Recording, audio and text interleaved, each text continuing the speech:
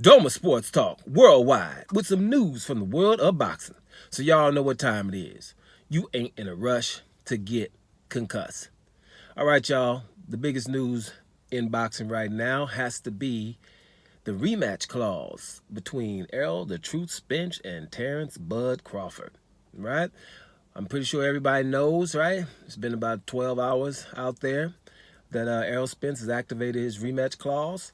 And I think that's bad news, right? I think that's bad news. I mean, it's good we're going to have a fight again, but I would rather a different scenario. I would rather the scenario of Errol Spence taking some time off than coming back fighting one or two fights against someone else just to see where he is and to make people really want that second fight. I think the demand for the second fight in terms of the consumer is not going to be that of the first fight because of how one-sided the first fight was. I think people, if you were a casual fan and you came in and you seen that fight, you're going to think there's a lot of distance between these two fighters and there's no reason to watch another one. If you're not a casual fan and you knew how good Terence Crawford was, but you was acting like you didn't, you know it now, and you don't really want to see Errol Spence in there right away, right? And and I think another reason is this. We're not going to be able to say anything about the torn retina for Errol Spence or the car accident for Errol Spence. If Errol Spence has this time right now to take off, to reflect, and to get checked up. Now, those are the things that we wish he would do so the next fight will be more competitive. I don't think going up in weight is going to be the only thing that's going to happen that's going to make the fight competitive.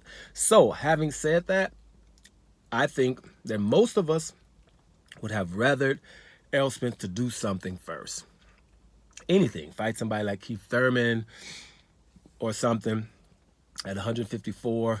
Make us know that, he's going to be all right. You're hearing a lot of people saying Errol Spence looked like this or looked that, looked lethargic, he looked slow, he looked sluggish, he looked like he was there. Even people say he looked high. All those things. I watch Errol Spence all the time too, and I didn't really see that. I saw Errol Spence trying his ass off in that fight, trying his ass off, right? And since you've been watching fighters for decades, these good fighters make other fighters not look so good. Let's just look, for example, Canelo Alvarez became the face of boxing. It's so awesome, right? How did he look against Floyd Mayweather? How did he look? Sluggish, right? Lethargic, slow on the punches. Yeah, that's because the other guy's doing something, right? Everybody that fought Roy Jones before he went up to heavyweight and came back down, everybody that fought him looked lethargic, sluggish, slow with the punches, something wrong with them. Everybody, you see what I'm saying? So those great fighters would tend to have the other fighters look a little bit funny. But I've noticed about Errol Spence, even when he was knocked down on stuff, he was getting up, throwing punches to the body and doing what he does. And, he also showed a lot of punch resistance for still being able to hang in there through all of this stuff. But all these punches and stuff, they were landing on his head.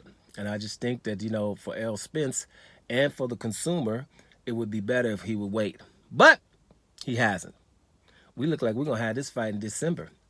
So I don't know if you're happy or not. Me personally, for those reasons that I just documented, I'm not happy about it. I would have rather him do something else.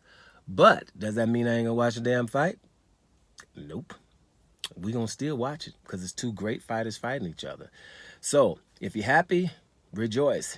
If you're not, we can just say it together. Damn. Doma Sports Talk worldwide.